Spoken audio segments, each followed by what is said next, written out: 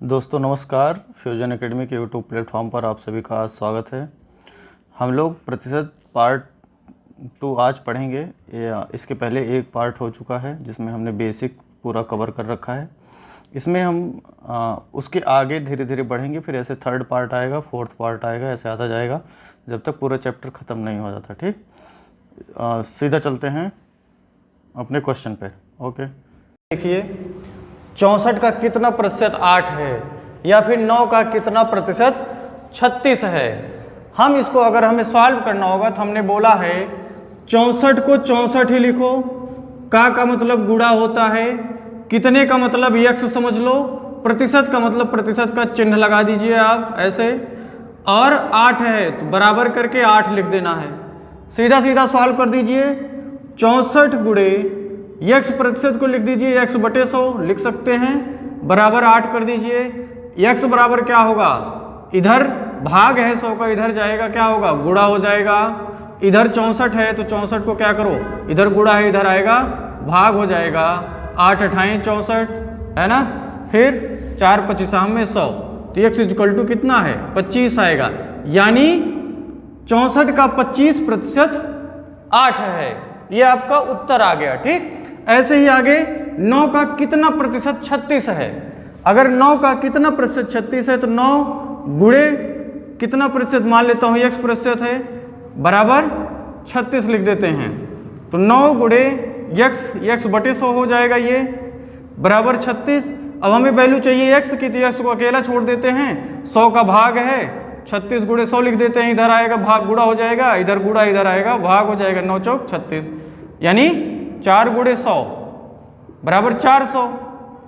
प्रतिशत आगे लगा देना भाई, ठीक है, यानी x बराबर 400%। ठीक, नेक्स्ट क्वेश्चन है, सपोज करिए आपको दिया है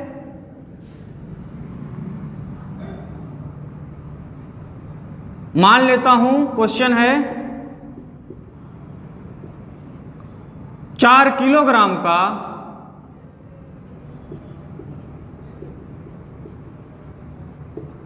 कितना प्रतिशत 40 ग्राम है। ऐसे सवालों में हमें यूनिट देखनी है, एक साइड किलोग्राम है एक साइड ग्राम है, दोनों यूनिट को समान कर लेना है। किलोग्राम है तो ग्राम में बदल लो, या तो ग्राम है ग्राम को किलोग्राम में बदल लो, यानी यूनिट आपको समान कर लेनी है। तो क्या करोगे, हमें ज़्यादा आसान क्या पड़ेगा, किलोग्राम को ग्राम में बदल लेते हैं, तो लिख देते हैं 4 गुणे 1000। ओके, फिर कितना मान लेता हूँ यक्स प्रतिशत, ठीक है, बराबर 40 ग्राम लिख देते हैं, क्योंकि ये भी ग्राम में है तो ग्राम ग्राम कैंसिल हो जाएगा, लिखने की आवश्यकता है नहीं। फिर यक्स प्रतिशत है ये, तो 4000 गुणे यक्स बटे 100 बराबर 40। एक जीरो से एक जीरो कैंसिल, दूसरा जीरो कैंसिल, बचा कितना 40 गुणे यक्स बराबर 40। तो यक्स बराबर कितना हो जाएगा 40 बटे 40 बराबर 1, यानी यक्स क्या है 1% है, यानी 4 किलोग्राम का 1% 40 ग्राम होगा। ऐसे ही आपको लीटर में दे सकता है, टन में दे सकता है, क्विंटल में दे सकता है, तो आपको सभी की यूनिट बदलनी आनी चाहिए। 1 टन में कितना किलोग्राम, 1 टन में कितना क्विंटल, ऐसे करके आपको प्रश्न आगे आएंगे, है ना, या पूछे जा सकते हैं, कि इसको आपको खुद ही कर लेना है घर पे। हम लोग आगे बढ़ते हैं, हम लोग अगला सवाल करते हैं बच्चों। अगर मान लीजिए कोई व्यक्ति A है, यदि उसकी ऊंचाई B की ऊंचाई से 20% अधिक है, यदि A की ऊंचाई B की ऊंचाई से 20% अधिक है, A की ऊंचाई B की ऊंचाई से 20% अधिक है, तो B की ऊंचाई A की ऊंचाई से कितना प्रतिशत कम है।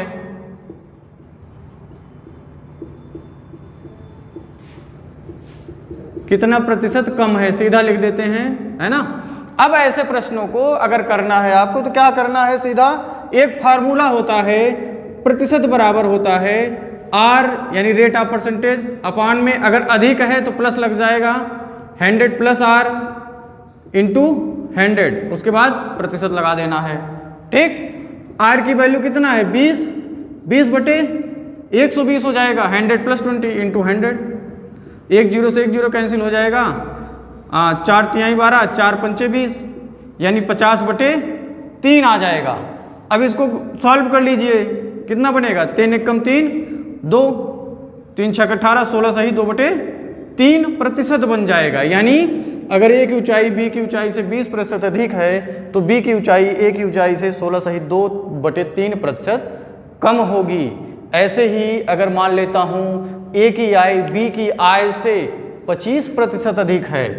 अब इसको जैसे 60 कट कर लेते हैं, उसके बाद आगे बढ़ते हैं। अगर इसको 60 कट करना है तो क्या मान लेते हैं, मान लेता हूं आय उसकी 100 है, 20% की बढ़ोतरी हो जा रही है तो 120 बन जाएगा।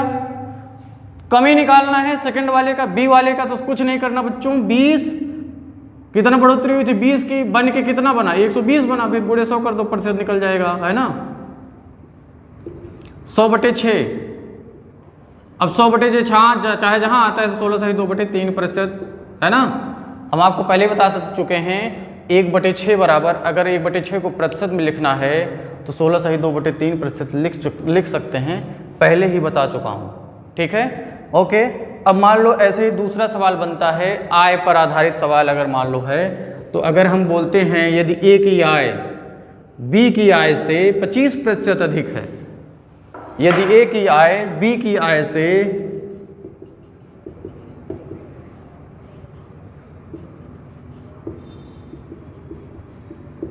25% अधिक है तो बी की आय ए की आय से कितना प्रतिशत कम है।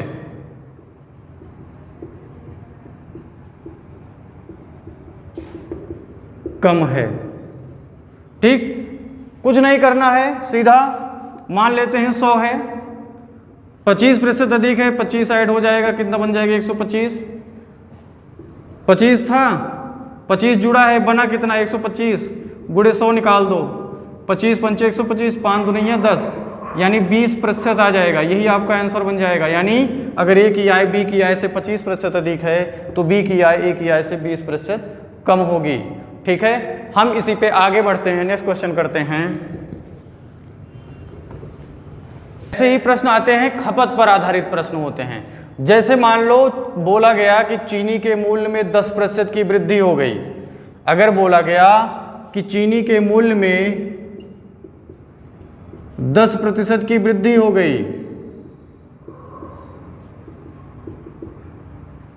एरो अगर ऊपर लगा है तो 10% की वृद्धि, क्योंकि लिखने में बड़ी समय लग जाएगा, है ना, इसलिए हम केवल प्रश्न बोल देते हैं, आप लोग लिख लीजिए कॉपी पेन लेकर के बैठे हैं। तो चीनी के मूल्य में 10% की वृद्धि हो गई तो एक गृहिणी अपने खपत में कितना प्रतिशत की कमी करे कि उसके खर्च पर कोई प्रभाव ना पड़े। तो सिंपल है, जैसे हम पहले लगाते थे वही फार्मूला लगाएंगे और वही मेथड अपनाएंगे। हम करेंगे जैसे मान लो 100 है, मान लिया, है ना, 100 में 10% वृद्धि हो यानी 10 की वृद्धि होगी, 110 बन जाएगा, है ना। अब कुछ नहीं करना, 10 बटे 110 गुणे 100 कर देते हैं, 1 0 से 1 0 कैंसिल हो जाएगा, 100 बटे 11 कर लेते हैं, 11 नंबर 99। आपको पता है अगर 1 बटे 11 है, 1 बटे 11 गुणे 100 है तो उसको क्या लिख सकते हैं 9 सही 1 बटे 11%। यानी जो गृहिणी होगी 9 सही 1 बटे 11% की कमी करेगी तो उसके खर्च पर कोई प्रतिशत नहीं होगा। ठीक, ऐसे ही अगला सवाल है, अगर चीनी के मूल्य में 20% की वृद्धि हो जाए या कमी हो गई, है ना, अगर मान लेता हूं कमी हो गई तो एक गृहिणी अपने खपत में कितना प्रतिशत की वृद्धि करेगी, है ना, कितना प्रतिशत की वृद्धि करेगी, उसके खर्च पर कोई प्रभाव ना पड़े। यानी जितना पहले खर्च हो रहा था पैसा उतना ही खर्च होगा। तो चीनी के मूल्य में 20% की वृद्धि हुई है तो 100 से कितना बन जाएगा 120 बन जाएगा। कमी हुई है एक्चुअल में, तो अगर 20 की कमी होगी तो -20 होगा, 80 बन जाएगा। तो क्या होगा 20 बटे 80 गुणे 100, 20 चौक 80, 4 25 में 100 यानी 25%, है ना। ऐसे करके बहुत सारे आसान प्रश्न आते हैं, आपको आसानी से हो जाएगा। उत्तर प्रदेश पुलिस के लिए बहुत आसान है। ठीक, नेक्स्ट क्वेश्चन है इसी प्रकार से, जैसे मान लो